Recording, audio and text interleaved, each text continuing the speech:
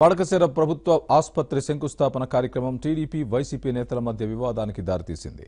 రెండు పార్టీల కార్యకర్తలు పోటాపోటీగా నినాదాలు చేయడంతో ఆసుపత్రి ఆవరణలో స్వల్ప ఉద్రిక్తత నెలకొంది.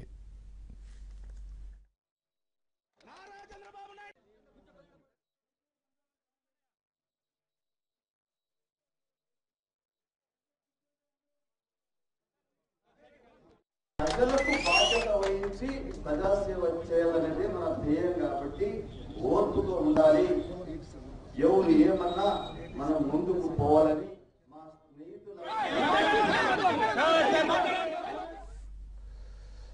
మడకశిరలో ప్రస్తుతం ఉన్న హాస్పిటల్ను 100 పడకల హాస్పిటల్గా అభివృద్ధి చేసేందుకు ప్రభుత్వం నుండి ఆమోదం లభించింది.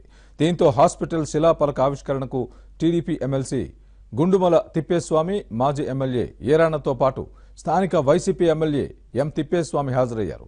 100 పడకల హాస్పిటల్ తమ కృషి వల్లే ఏర్పాటైందంటూ రెండు పార్టీల కార్యకర్తలు పోటాపోటీ నినాదాలు చేశారు.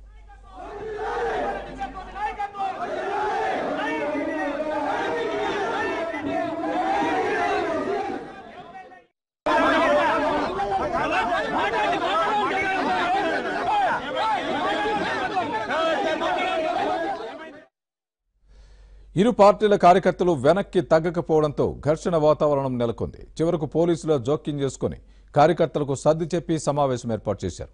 అయితే వైసీపీ ఎమ్మెల్యే తిప్పేస్వామి కార్యక్రమం మధ్యలోనే వెళ్లిపోయారు.